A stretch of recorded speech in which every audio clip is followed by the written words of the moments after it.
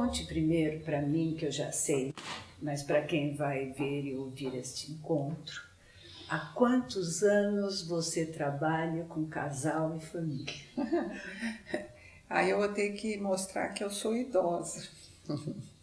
Sim, realmente eu comecei a trabalhar com casal e família em 1970.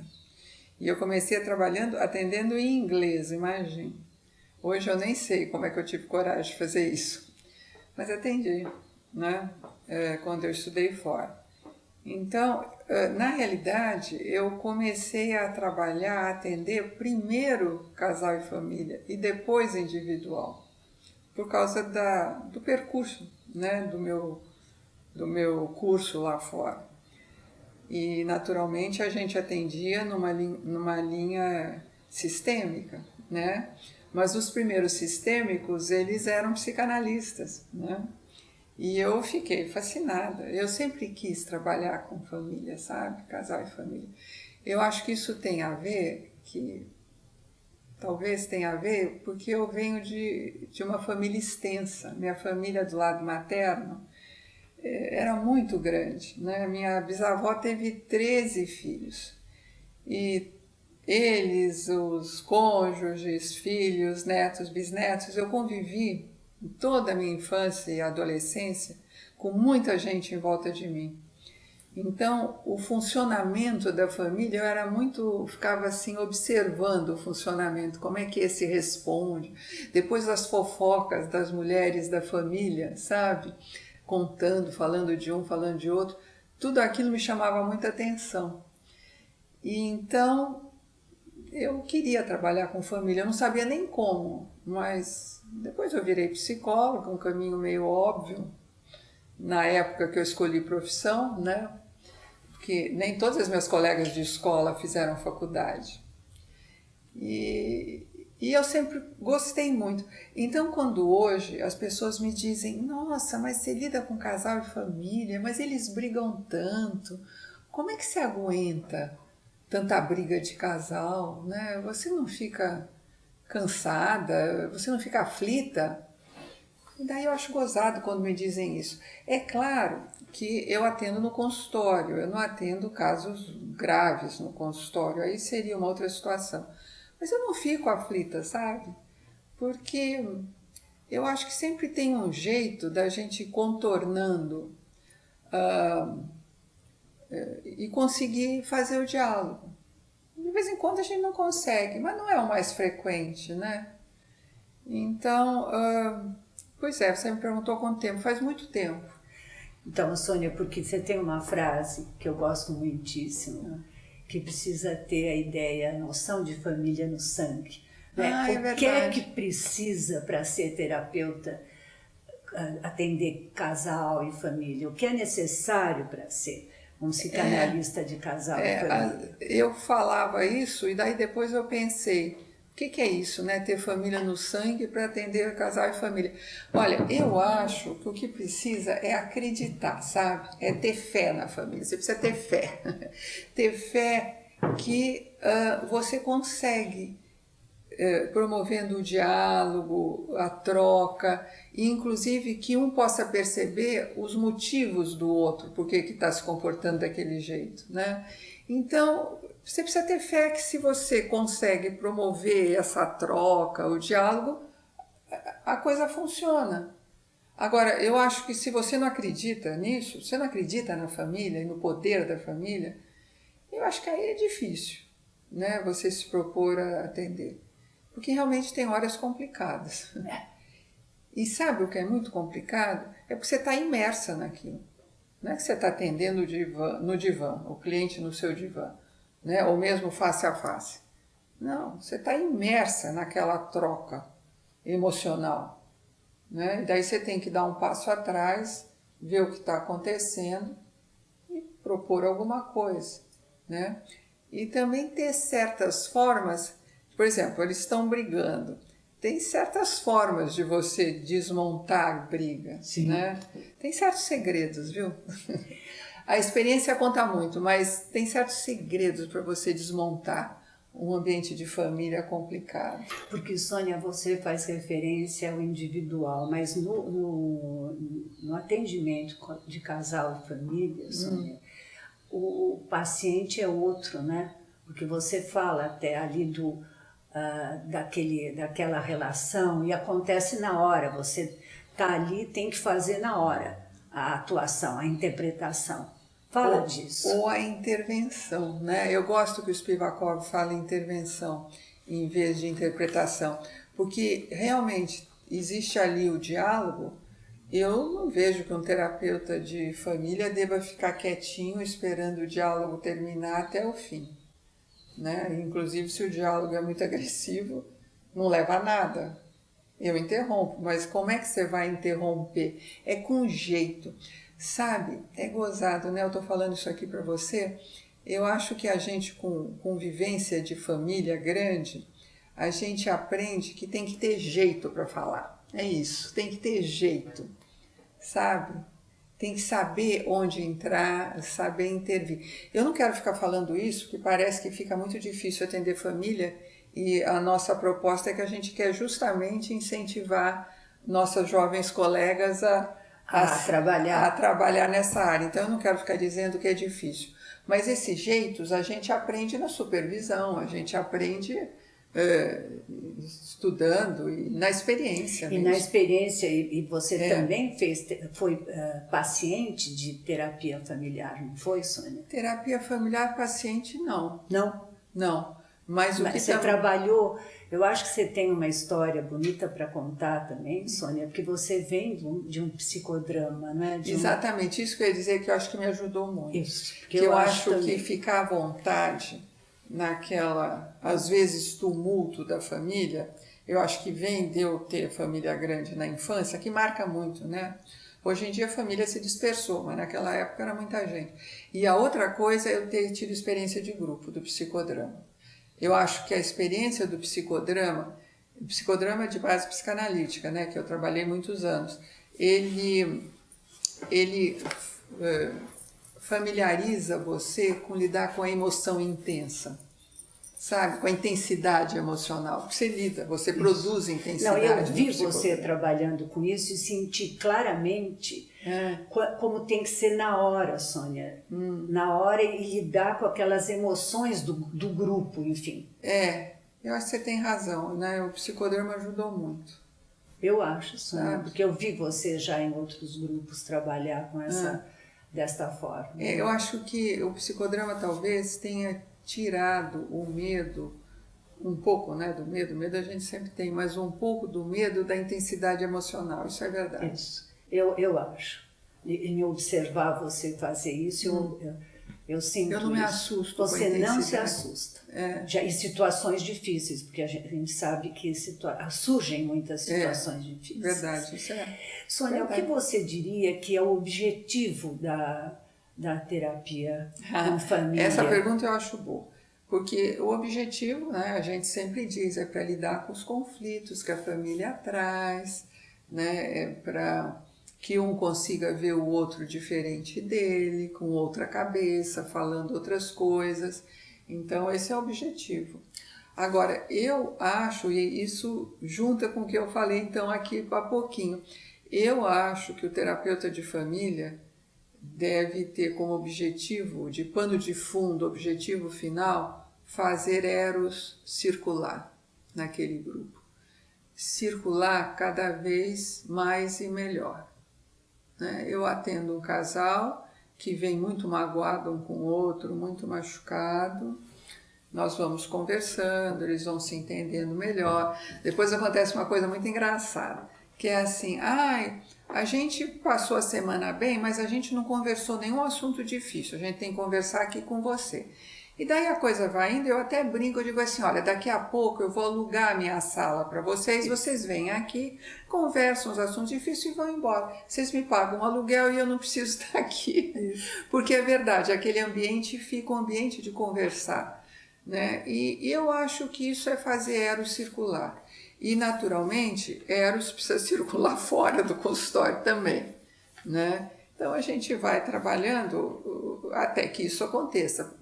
parece engraçado falar isso sendo psicanalista. Mas não, porque é engraçado, porque é um belo exercício de convivência morar com alguém, Sônia. E se você vive isso numa situação de consultório, a gente espera que saia dali para outro lugar, você não acha? E sabe o que é também, você falando isso, me lembra. As pessoas, os casais, vamos falar de casal que fica mais fácil. Os casais pensam que pode falar qualquer coisa com o seu companheiro ou companheira, sabe? Vem na cabeça, fala, despeja. Surgiu, despeja. Sem nenhum critério. E depois diz assim, não, a gente é muito franco um com o outro. A gente não tem segredos, a gente fala tudo que vem na cabeça. Mas quem assim, disse que não pode, não pode. Justamente para o companheiro ou para a companheira, não pode falar tudo. Precisa ser bastante cuidadoso no que pode falar. Porque até o Julião, o Felipe Julião, diz uma coisa bonita, né? Ele diz que existe a arte do bem dizer quando se direciona, quando você se relaciona com uma pessoa do outro sexo. Existe uma arte do bem dizer. É verdade também que a minha experiência da vida toda foi com casais heterossexuais. Que essa questão da diferença... Fale disso que nós estamos vivendo agora já. Isso. A minha experiência esse tempo todo foi com casais heterossexuais. Então, essa questão da diferença sexual, do como se dirigir a uma mulher, como se dirigir a um homem, fica muito relevante. E é isso que o Felipe Julián fala. Né? Ele diz, existe uma arte de se dirigir a outro sexo. Agora, com os novos casais e as novas famílias, eu tenho tido a experiência com família, com casal homoafetivo eu não tenho, por coincidência, né? Mas não tenho tido. Mas a questão das novas famílias, das novas, entre aspas, sexualidades, as questões de gênero estão surgindo. Né? E tudo isso que a gente se organizou do casal hétero precisa ser repensado. Né? E nós estamos repensando, né, Rose? Nós estamos estudando muito. Um grande trabalho de revisão. E a outra coisa que eu acho importante falar, Rose, é o seguinte, né? O que é o aspecto mais importante do atendimento da família e do casal? O que é o mais relevante? O mais relevante é que você trabalha com o entre os dois ou entre as pessoas que estão no seu consultório. Você não trabalha com a pessoa, você fica interessado até no que ela diz, às vezes a história, e você vai atrás. Eu digo assim, eu vou pescar na sua história o que é relevante para aqui. Isso. Tá? Eu não vou ficar passeando então, na você sua já história. está dando as características, Sônia, de um atendimento com casal e família. Pois é. Na hora que o individual vai ficar para outro lugar. Mas eu vou pescar lá. Tá? Agora, eu estou atenta ao que um causa no outro. Então, assim, eu gosto do exemplo assim, eu estou com papai, mamãe e filhinhos, né? Daí o filhinho mais velho, muito agitado, vai lá na minha mesa e começa a mexer nas minhas coisas, né? E aí eu estou atenta, como é que a mãe reage? Como é que o pai reage ao filho agitado? Como é que ele também olha para mim, ele também está se relacionando comigo. E tem uns que estão tão agitados que nem olham para mim e já vão derrubando tudo. Como é que o outro reage? Quem é o bonzinho e quem é o agitado? Mas como que eles acionam um no outro a reação? Né? Como ele é capaz de tirar daquela mãe uma reação do tipo, tem mãe que fica absolutamente tranquila, ele está desmontando a minha mesa, porque na mesa eles gostam de mexer, e eu tenho brinquedo, tudo pela sala, mas vai lá na minha mesa. Eles estão desmontando a sala e a mãe fica quieta. Ou então a mãe diz que o filho tem que ficar grudadinho na cadeira, não se mexe, que você está falando com a psicóloga. Né? Como tudo isso faz surgir algo novo. E é completamente novo para eles também, porque tem a minha presença. A presença da psicóloga, surgem outras coisas. A mãe está representando, vamos dizer, como é que se fala com a psicóloga. Isso. Né? Então, não são membros de uma família que está habituada a se reunir para ver televisão junto, porque tem eu. Né? Então, esse entre é fundamental. Isso requer um treino, de você estar atenta ao entre. Né? Sônia, fala um pouco mais dessas questões.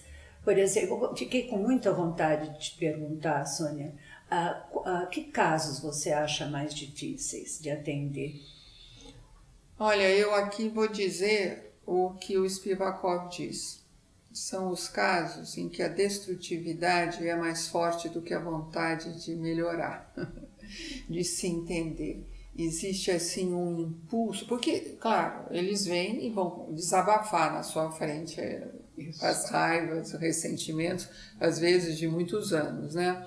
E tudo bem, é compreensível. Agora, dependendo da impulsividade, as pessoas só querem falar da raiva. E às vezes é o marido que é muito agressivo, né? E às vezes a mulher, que às vezes com falas ela está sendo extremamente agressiva e aniquilando o companheiro, né? E permanentemente. Agora, isso aí até a gente consegue lidar. O que eu sentiria que eu não gostaria de atender, e eventualmente se surgisse, nunca surgiu de eu precisar fazer isso, para falar a verdade, mas se fosse uma agressividade que eu sentisse que poderia passar o ato, eu não atenderia. Sônia, tem uma coisa que eu gosto muito que você fala, sobre o que você fala. Conta um pouco para a gente, para as pessoas que estão ouvindo, o que você fala da escolha amorosa baseada nas marcas deixadas, de como a sexualidade na origem é polimorfa, de como vai depois deixar traços. Eu acho que isso, Sônia, é interessantíssimo. A escolha amorosa, você entendeu o que eu te perguntei? Eu entendi. Você está querendo dizer que eu tenho um pé muito firme na psicossexualidade freudiana. Isso, né? Essa parte pulsional que depois vai orientar, de certo modo, a escolha amorosa. Sem dúvida. Eu não acho nem que é de certo modo, viu? Eu acho que ela é a base onde a escolha amorosa depois é feita. É claro que tem outras influências na vida, né? Mas, sem dúvida, tem. Mas eu acredito, vamos dizer, muito na psicossexualidade como Freud propôs, né? E todas as marcas eróticas que foram sendo estabelecidas ao longo de todas essas experiências, né? O vínculo primordial com a mãe, e com as funções maternas todas em cima da criança. Depois, eu dou muita importância, eu fico muito atenta à função fraterna, ao complexo fraterno na relação amorosa, porque eu acho que ele é pouco falado. E o fraterno, o irmão mais velho, ou quem cumpre função de irmão irmão e irmã na infância precoce, é muito importante, né? Nós sabemos da função do espelho, do duplo e das marcações eróticas mesmo, da identificação do irmão ou da irmã, pelo o fascínio que tem pelo irmão mais velho, né? E como isso vai determinando marcas. E as brincadeiras infantis, que são eivadas de sexualidade infantil o tempo todo. Brinca-se de médico, de escola, né? Então, isso é fundamental na escolha. Depois, naturalmente, o Édipo, né? E as identificações edípicas e tudo isso. E mesmo com essa história que Édipo está meio fora de moda, coisa que eu não acredito, mas que tem que ser ampliado mesmo, então, naturalmente, todas as marcas eróticas da fase edípica, né? Eu fico atenta a isso. Eu trabalho bastante com isso, para entender o vínculo que está acontecendo aqui. Sim. Né? Sem dúvida. Porque, Sônia, a gente escreveu o livro, organizou o livro durante a pandemia, não é? E a gente até comentou que nós não vamos cobrir toda a totalidade desses... Você está levantando hoje questões que nós não levantamos no livro. É verdade. Mas eu acho que essa questão do édipo, tudo isso vai ter que ser reavaliado, revisitado. E sabe, Rose, você está falando isso, eu me dei conta que enquanto nós ficamos presos na pandemia, o mundo já vinha mudando, a cultura já vinha mudando. Sim. Depois a gente ficou fechado e estudando, né? A gente ficou estudando. Só estudando. Mas o fato não é que a pandemia causou, já vinha mudando, né? E, por exemplo, nós agora temos no consultório questões de gênero muito frequentemente, né? E no nosso trabalho social, né, a gente está lidando com isso nos adolescentes o tempo todo. A questão de gênero está muito forte agora, surgindo com muita força. E não era isso há 5 anos atrás, Rose? O que 5 anos atrás não aparecia? Né? Não aparecia dessa forma, sempre existiu, claro, mas não do jeito que está. Então, realmente, a pandemia, quando acabar a pandemia, que passar isso, que um dia vai passar, a gente vai levar um susto com o que está acontecendo. Né? Agora eu queria conversar com você. Tá bom. Rose, eu gostaria que você contasse um pouco como nasceu esse nosso livro. Ele tem uma história. Tem uma bela história. Sônia, eu vou lembrar você de algumas coisas, né? Nós fomos durante 26 anos vizinhas. É verdade. E que trocávamos livros pelo muro, conversas nas janelas. É verdade. Lembra, Sônia? A gente é vizinha de muro. A gente conversava por cima do muro. Não, por cima do muro e da janela. Você tem algum livro? A gente chegou ao cúmulo de abrir um portão entre os muros para que as filhas pudessem ir e vir com mais tranquilidade, lembra? Foi. E você tinha um cachorro bravíssimo do outro lado. Eu tinha um cachorro bravíssimo que ele se jogava contra o portão, lembra, Sônia? Que era muito assustador. Eu até pensei que a gente poderia escolhê-lo para ajudar no diagnóstico dos clientes, porque tinham clientes que ele não latia. E tinha uma cliente que eu precisava acompanhar quase de mão dada para ela passar pelo portãozinho onde o seu cachorro aparecia. Sônia, a gente começou mais ou menos em 2003, enquanto os maridos, Sônia, assistiam o Jornal Nacional, eu ia na sua casa e a gente discutia sobre psicanálise e família. Não é? 1 hora aos domingos. Depois, em 2004, nós resolvemos começar um grupo que na época não se chamava Trama e Urdidura e que no decorrer dos anos passou a receber esse nome. Que está quase fazendo 20 anos. 20 anos e até hoje se mantém. Né? E esse grupo, no começo a gente reuniu historiadores, advogados, psicanalistas, pedagogos, eram 2 turmas. Depois se constituiu uma única turma, cada 15 dias, que se mantém até hoje. Nesse grupo, a gente trabalharia com conceitos lacanianos e pós-lacanianos franceses. Lembra? A gente sempre se propôs a estudar com a linha da psicanálise francesa. Isso. E era uma ampliação, porque era psicanálise, família e contemporaneidade. Não é? Bom, então ficamos com esse grupo, que foi assim muito estimulante, um grupo com textos que nós preparávamos aulas, depois nos exigimos fazer um texto escrito para entregar. No começo a gente não fazia supervisão. No começo só estudo. Mas discutia livros, discutia filmes, né? Depois com supervisão. Esse grupo se mantém muito fiel até hoje.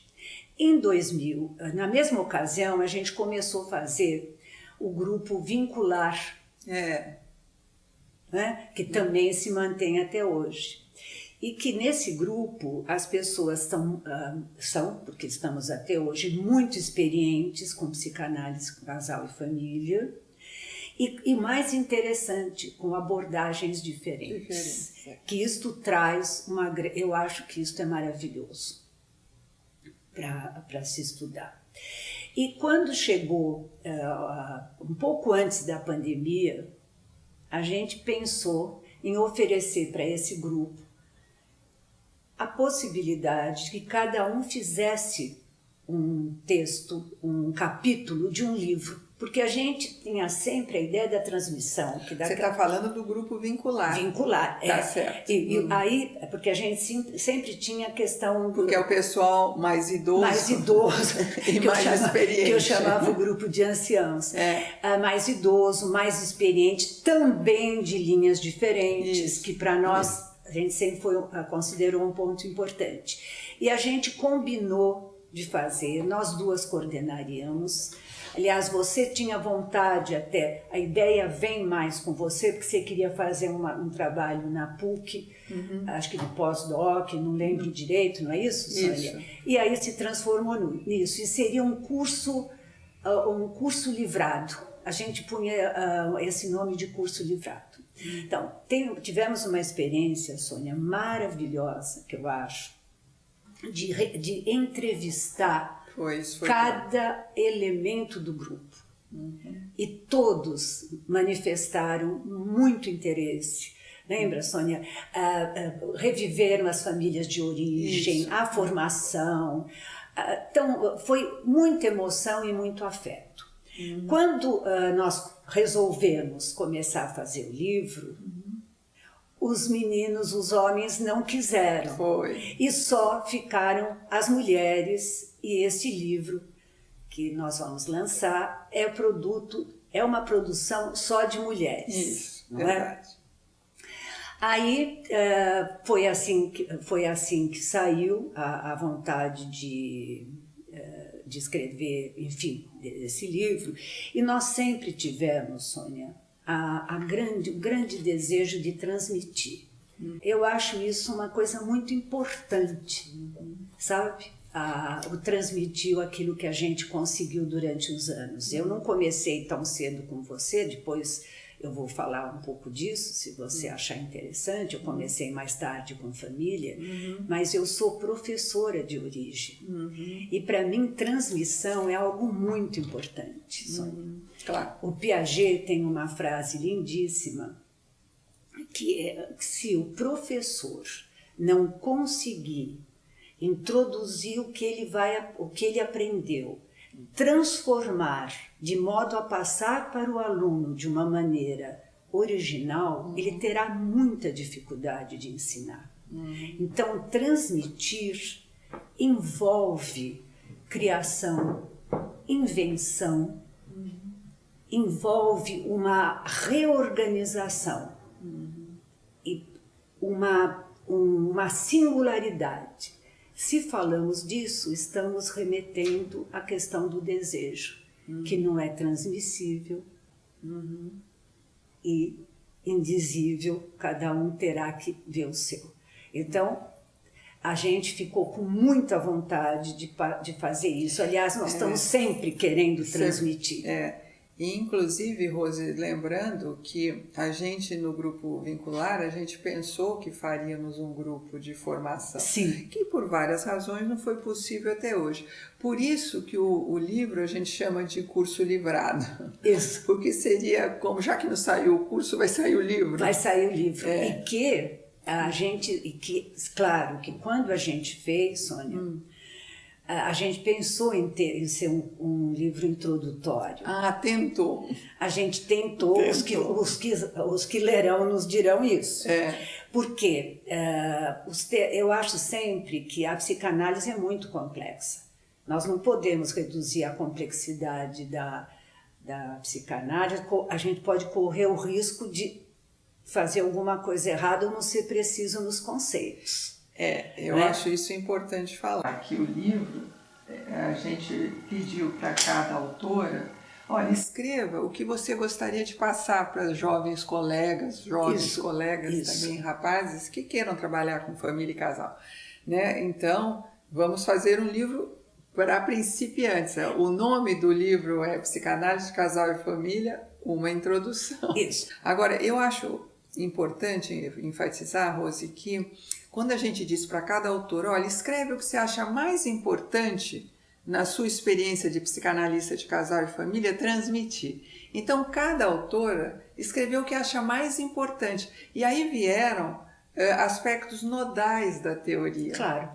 E mais, Sônia, a gente também pediu que no começo de cada capítulo eles escrevessem um pouco a trajetória. Isso. Para que também o estudante, o interessado, percorra junto com o livro essa trajetória de cada um. E sempre lembrando, Rose, que nós não tivemos curso de formação em psicanálise de casal e família. Não, nós não tivemos mesmo. Nós nos formamos, você não, que você é muito mais jovem que eu, mas nós nos formamos quando surgiu a terapia de casal e família. Estava surgiu com a nossa geração. Na geração de vocês. Então... Porque também vocês tinham interesse inicial nisso. Pois a gente começou a trabalhar porque começou a surgir a demanda, acho que foi isso. Começou a surgir a demanda e não existia professor. Aqui nós temos a Madalena, temos a Almira, né, que foi a primeira geração, né, mas que elas começaram a dar aula na PUC, mas nós já estávamos começando a trabalhar junto com elas, porque elas também começaram por volta de 1970. Né? Porque, Sônia, o que eu acho que a gente precisa passar para as pessoas é que foi um exercício enorme, mesmo já mais no trama isso, nós duas, com a questão de fazer uma cesta de conceitos que fosse fiel aos conceitos fundamentais da psicanálise, porque a psicanálise é sempre a mesma, nos seus conceitos fundamentais, e tentar suprir a especificidade que um atendimento de casal e família precisa. E você lembra que a gente trabalhou com noções de transferência, inconsciente, pulsão, repetição, de uma maneira que a gente trabalha de uma maneira absolutamente específica para o atendimento de casal e família, não é? Isso não foi um trabalho fácil na época nenhum dos grandes autores referência de psicanálise trabalhou com psicanálise de casal e família. Tiveram aqui uns aportes, né? E a nossa geração, mais a minha, é que teve que montar esse esquema. Inclusive, eu diria que não é só o pessoal que trabalha com casal e família de psicanálise. O pessoal sistêmico, que trabalha com terapia de casal e família, eles tiveram que montar também. Sim. Eles montaram com a gente. Né? Eles foram para a linha do pensamento complexo, foi por ali, teoria da comunicação. E nós fomos pela psicanálise, mas eles estavam montando ao mesmo tempo. Né? E eu diria até uma coisa curiosa, porque a minha turma de faculdade, a maioria trabalha com terapia de casal e família, não necessariamente psicanálise. Né? É uma geração que realmente se dedicou a isso. Né? Agora estão surgindo as linhas comportamentais, behavioristas e tal, que aí eu já não estou acompanhando, eu não sei como é que está indo. Porque a gente precisa lembrar que os primeiros sistêmicos, que foi quem começou a terapia de casal e família, foram sistêmicos, mas os primeiros, os formadores, eram psicanalistas. Né? Que precisaram ampliar, veja, o que nós estamos falando? Que nós precisamos ampliar para englobar o que está surgindo na cultura. Quando surgiu lá atrás, os psicanalistas começaram a se interessar pela teoria da comunicação, Bateson em Palo Alto, e depois a teoria da complexidade, né? Eles precisaram ampliar também, daí eles formaram o que hoje se considera terapia sistêmica. Tudo bem, foram por outro caminho. Eles se desligaram da psicanálise, eles não usam mais conceitos psicanalíticos. Então, mas Sônia, nós tivemos muito esforço em fase de montar, porque a gente não dispensou os conceitos fundamentais, inventou outros, não é? Mas teve muita dificuldade para formar essa especificidade do atendimento, dos conceitos. Uma coisa muito clara, eu gosto muito do que o Spivakov escreveu. Nos 2 últimos livros dele eu não acompanhei antes, mas é uma pena a perda dele, por vários motivos, porque né, quando eu vi o livro do Spivakov, acho que é de 2011, eu falei, esse homem escreveu tudo que eu gostaria de escrever. Sabe, que aí já não são os grandes teóricos, já é a aplicação daquela grande teoria, né? E ele faz conceitos, ele forja conceitos novos que eu acho fundamentais. A questão de que não é a transferência freudiana, nem lacaniana, ou a transferência no sentido da psicanálise ampla, é a interferência. Então, mas Sônia, foi justamente aí que para mim ficava muito complicado. Conta, Rose, a sua passagem. Eu vou contar. Porque a Rose precisa contar essa passagem dela da individual para a terapia de casal e família, porque foi muito sofrida e ela esperneou muito. Eu esperneei muito mesmo. Eu acho, assim, eu venho, Sônia, como você sabe, de uma forte formação, tanto teórica como de análise lacaniana. O meu último analista, ele não era lacaniano, mas era de escola francesa. Então, eu aprendi, Sônia, que o sujeito do inconsciente só advém numa relação única com o terapeuta. A verdade do sujeito só emerge, né, o sujeito do inconsciente, quer dizer, a verdade do sujeito só emerge numa análise individual. Né? Pode imaginar, Sônia, como é que eu iria fazer para entender como é que vai aparecer no casal? Claro. Né? Bom, me custou muito, porque eu não queria também, e até hoje eu faço isso, eu não queria perder os conceitos que eu tinha aprendido com Lacan. Você mesmo se refere sempre a complexos familiares. Né? Em 1938, ele escreve, ele está preocupado com a transmissão da psicanálise, com uma tal função social paterna que estava em decadência e substituindo pulsão por instinto. Então ele escreve... Ou ao contrário, né? Substituir instinto por pulsão. Não vamos considerar, porque estamos falando da natureza humana. Tá. A pulsão. Sônia, ele lá, né, ele foi convidado pelo Vallon para escrever sobre a família. Foi. Sobre a família. E para uma enciclopédia. E para uma enciclopédia. 1938. 38. E que depois... Ele foi gênio quando fez esse. Foi. Mas eu acho que esse é um dos textos mais geniais dele. Né? Eu acho. E depois vai ser um livro separado. Não vai para essa enciclopédia. Aí, Sônia, ele diz, nós não temos dúvida que a família é formadora do sujeito. Não é? Claro, com suas incidências patológicas e formadoras. Claro. Não é só um núcleo de dádivas e tudo. Aparecem desigualdades. No entanto, ela contém o pequeno ser, ela ensina como se relacionar com o mundo de fora, ela tem uma função muito grande. E nisso ele não tinha sido totalmente inédito. O Freud já tinha escrito em 1908 romances familiares. Claro. Então, quando, por exemplo, a gente encontra um texto desses, não é? E tem uma coisa lindíssima, ele tem pequenos escritos em que ele diz claramente: o sintoma da criança denuncia a problemática parental. O sintoma da criança denuncia a relação amorosa dos pais. Justo, que é a dinâmica familiar, quer dizer, dos pais. Quer dizer, ele vai marcar fortemente a influência da família. Agora, a gente precisa pensar também que ele escreveu esse texto para ajudar a entender o indivíduo, o sujeito do inconsciente. Ele não escreveu um texto para fazer terapia de família. Não. Os psicanalistas de casal e família não tinham texto nenhum. Não, mas Sônia, inclusive... sobre terapia de casal e família quando começamos. Isso, inclusive... Ele falava para o individual. Inclusive, ele vai se basear muito em Durkheim nisto.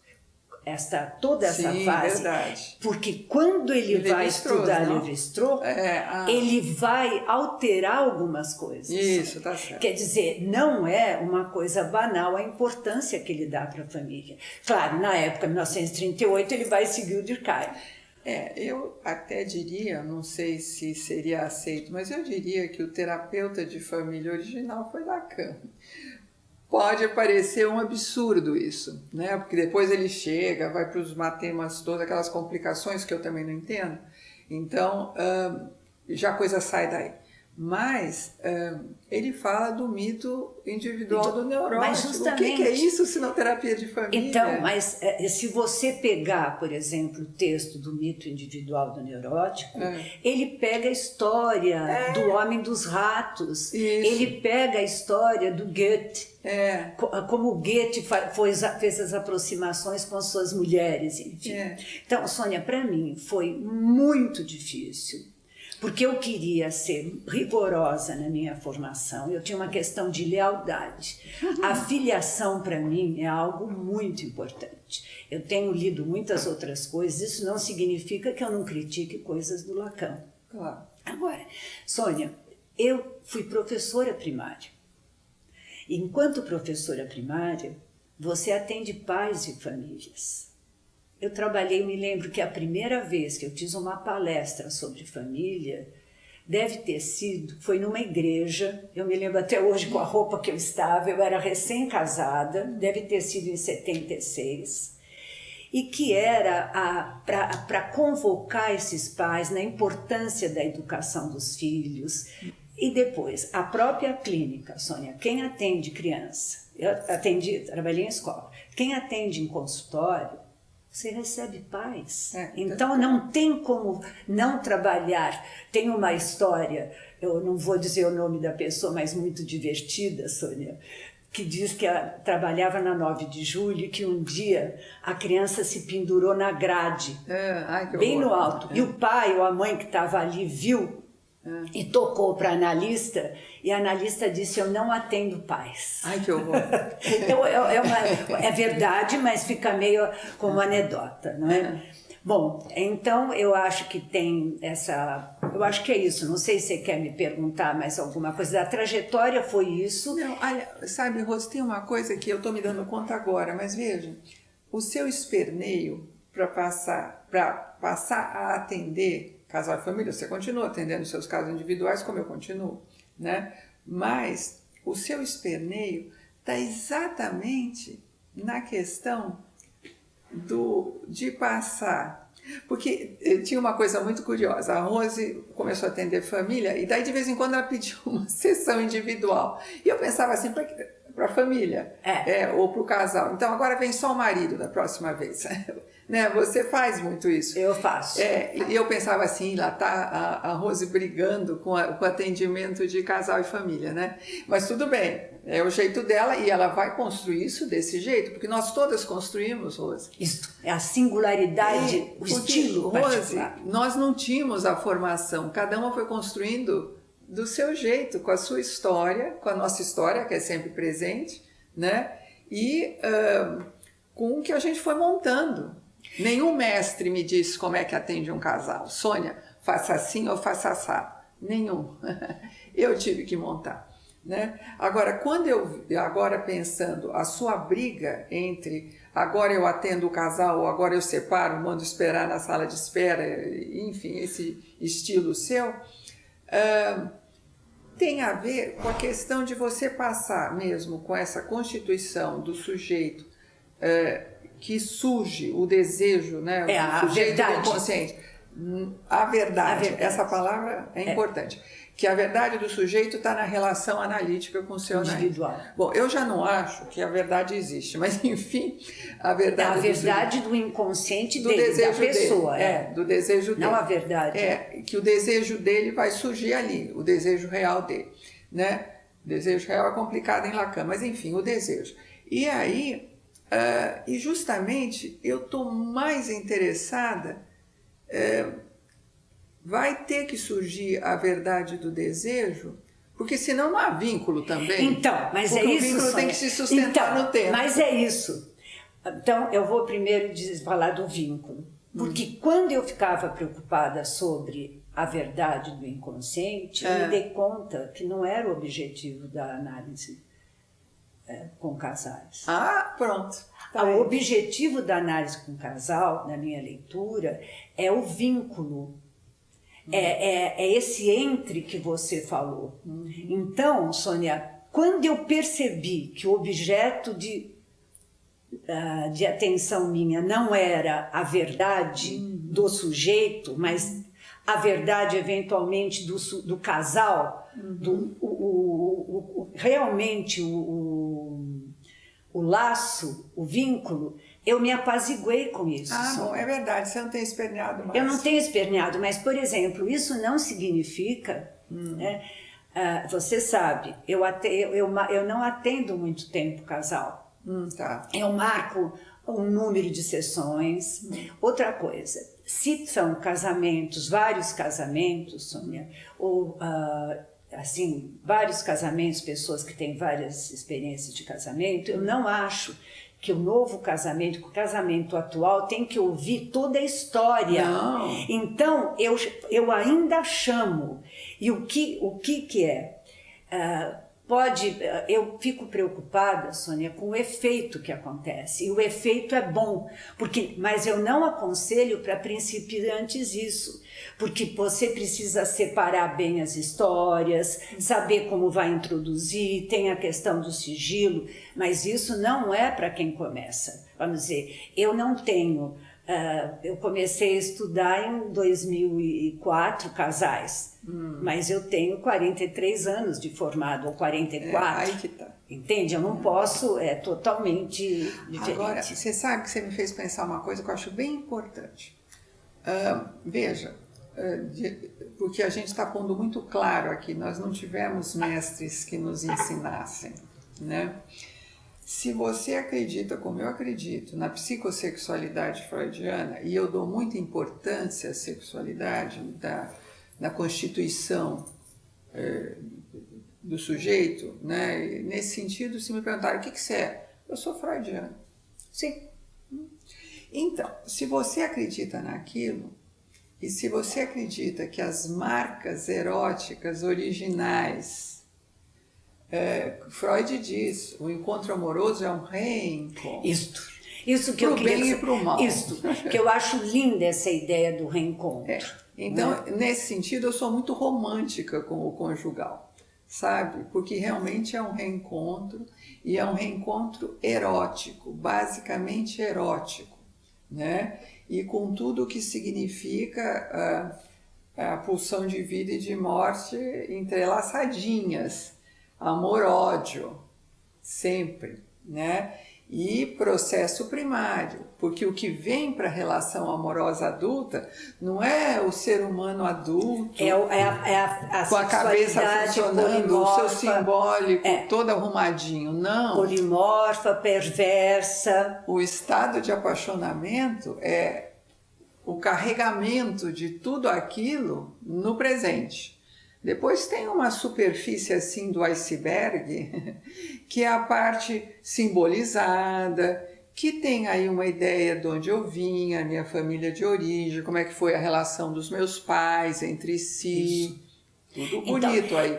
Mas o que vem é em estado de pureza. Isso. E que isto é que é importante, você na sua fala disse, como traduzir isto no casal.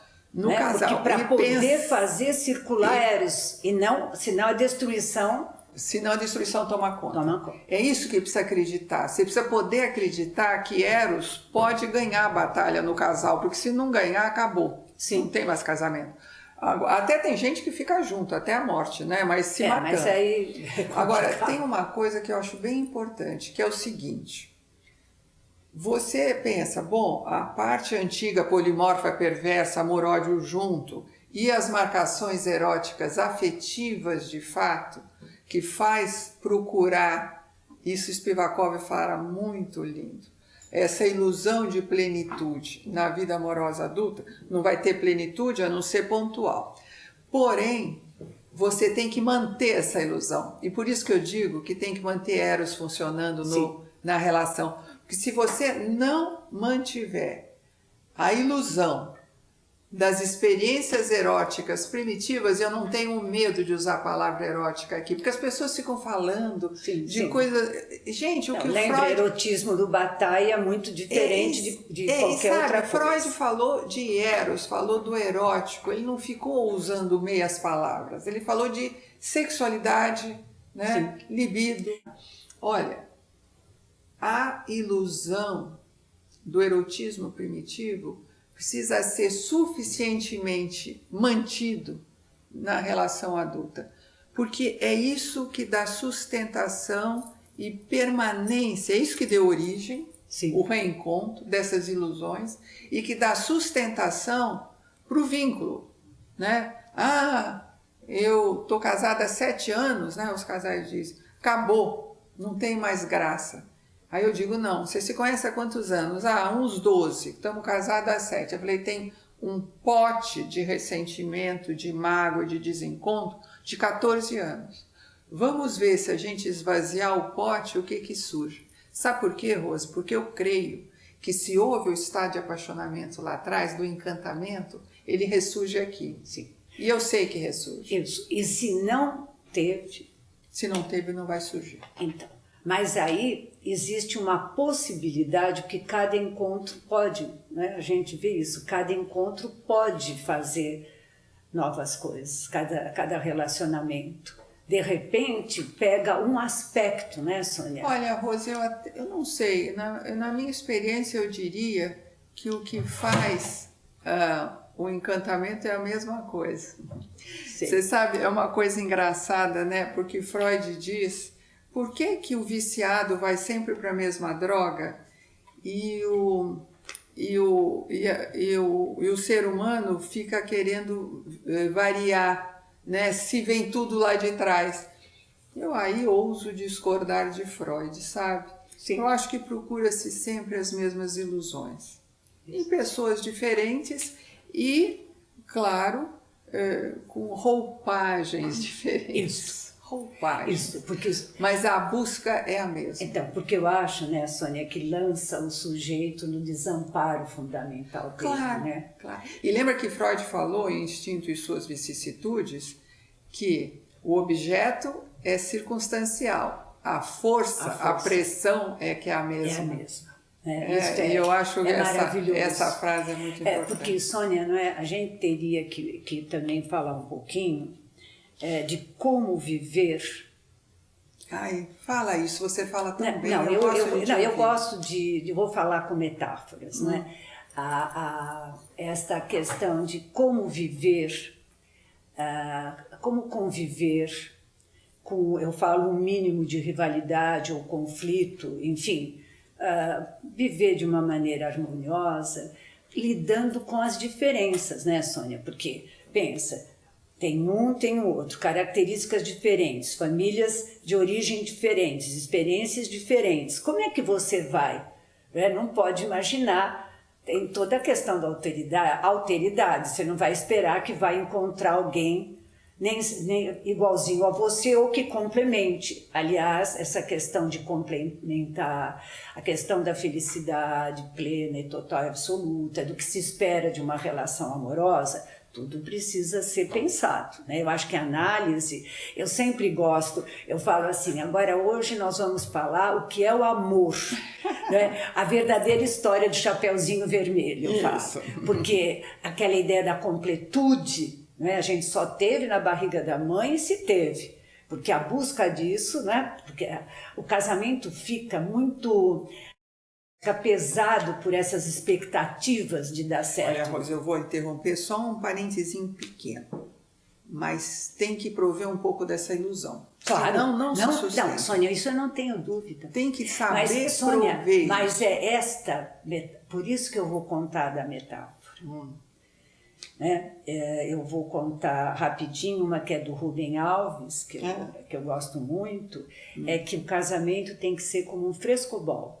E não como um jogo de tênis. Como é que é, hein? Porque eu não sei. Porque no jogo de tênis, você quer acabar com o outro. E no frescobol, eu me lembro, quando eu li isso, fui para a praia. Aí eu olhava para a praia, um coitado indo buscar dentro da água a bola, se mata para pegar, né? É isso aí. Não, você olha, eu fiquei olhando. Agora eu entendi. Sabe que o coitado corre, se joga na água, é um horror. Bom, e não é lá para vencer. Não é para vencer. Não é uma competição. Não é uma competição. Então eu acho muito, vou começar por essa. Depois uma que eu gosto, Sônia, que você sabe, não é do Schopenhauer, que é citada pelo Freud na Psicologia das Massas. Numa terra muito distante. Eu me lembro que numa conferência que eu fiz, eu contei e depois as pessoas não bateram palma. Eu achei que não tinham entendido. Vai explicar a piada, né? Não é uma piada, é uma parábola. Numa terra muito distante e muito gelada, os porcos espinhos, eles ficavam muito juntos. E eles se machucavam, porque a hora que eles se separavam, eles sentiam muito frio. Mas na hora que eles ficavam muito grudados, eles se machucavam. Então eles tiveram que fazer inúmeras tentativas de aproximação e afastamento para encontrarem a distância, entre aspas, ótima, distância ótima, para não sentir frio e também não se machucar. Eu acho que essa metáfora é maravilhosa, porque um cliente uma vez me disse da relação amorosa, é uma curva assintótica. O que é uma curva assintótica? Cada um leva a sua vida, se encontra. Depois leva a sua vida e se encontra. Isso. Não é paralelo, é lindo, porque lindo. Não é paralelo. Porque, pensa, se eu ficar em cima de você, ninguém quer ter um controle dessa ordem. Você não passa frio, mas em compensação eu te machuco. Se eu te largo, você vai passar frio, não é? E eu acho que essa metáfora também da assintótica é boa, porque não é paralelo, entende, Sônia?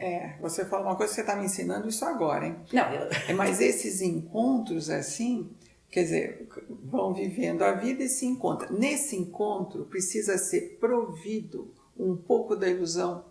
Eu não tenho dúvida. Mas, Sônia, a ideia do porco-espinho. Porque senão, se você não ficar perto, Sônia, o outro morre. Vive o desamparo. Vive o desamparo. Agora, se você ficar extremamente perto, você fere o outro. Você sabe, você está falando isso, eu fico pensando que eu dou lição de casa para os meus casais. E a lição de casa que eu dou é assim: tem que sair para jantar fora.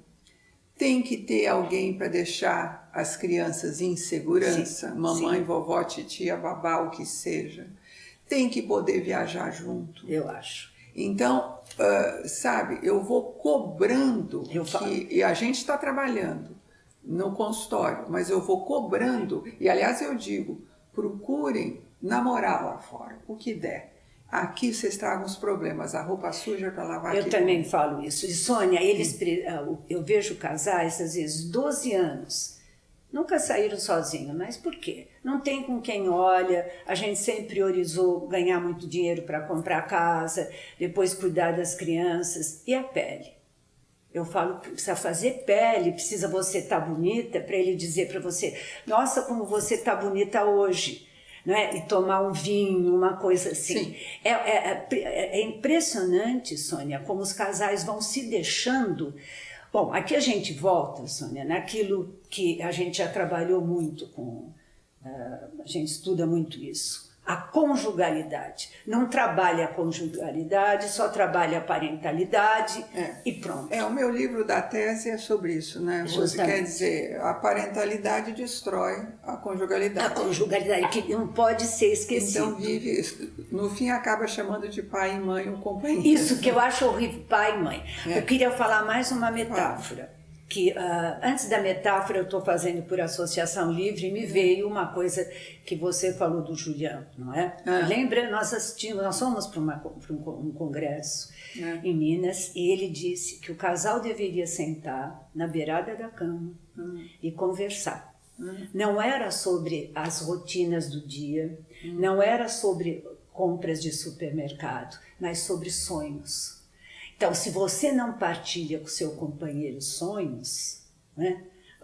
Sei lá, ou falar de coisas mais... É aquela ilusão que você fala. E ele fala isso, além do que você já lembrou, que eu acho perfeito, que é a arte de bem dizer, Sônia, ele fala na questão de consentir. Lembra?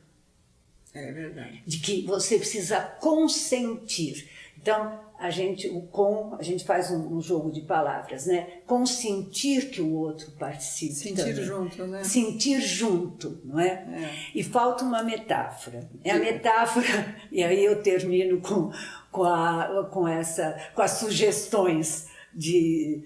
Porque eu me sinto, sabe, Sônia, nas aulas, muito mais nas aulas, né?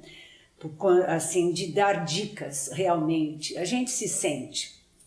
Então, a metáfora do nó de marinheiro, né? O nó de marinheiro você faz para deixar a embarcação firme. Tá. Porque quando vem a tempestade, ele aperta mais. Mas basta uma pequena mexida no nó de marinheiro que ele laceia e faz... Volta. Então, é esse saber mexer, né, Sônia? Tem hora que aperta, né? Eu acho linda essa metáfora. Estou aprendendo hoje com você. Não, você tinha me dito que você não conhecia, eu lembrei do seu irmão que lida com tanta coisa de barco, mas é isso. O nó de marinheiro, ele é tão forte que se der a tempestade, ele fica mais forte. Sim. Mas se precisar ficar mais, ser levado no mar, basta mexer. Então, soltar e apertar. Né? Eu acho que esse movimento, foi você que deu essa aula, Sônia, sobre alienação e separação. Eu me alieno em você, mas se eu ficar totalmente alienado em você, eu deixo de ser quem eu sou. Se eu me alieno, mas eu tenho que novamente me separar, me retomar para eu saber quem eu sou. E é constante. Agora, esse jeito, Sônia, que é o tal nó de marinheiro. E Rose, eu acho que a gente pode até terminar com uma coisa que você está dando a dica, que é o seguinte: precisa jeito para lidar com família e casal. Tem gente que aprende o jeito nas famílias de origem, né? E tem gente que não aprendeu na família de origem, que mais vive competição fraterna, competição edípica, né? Vive desse jeito o casamento. E aí a gente entra aí, né? Vai ter que desmontar esse jeito aí e arrumar um outro. Isto, não é, Sônia? Eu penso assim, de porar nessa estrutura fechada, porque a gente também não falou, mas eu falo muito, que você sabe que às vezes eu sou engraçadinha, tem a questão do lúdico, né, Sônia? Claro. Uma relação precisa ser lúdica, claro, porque ninguém aguenta muita... Isso não fazer Eros circular? Claro que é. É sempre Eros. Eu ia até naquela hora que você está falando de Eros, de você falar o que seria esse Eros, né? A brincadeira nesse sentido do lúdico, do humor, que são coisas que são esquecidas, né, Sônia? Numa relação, seja qual for a relação. Seja qual for a relação.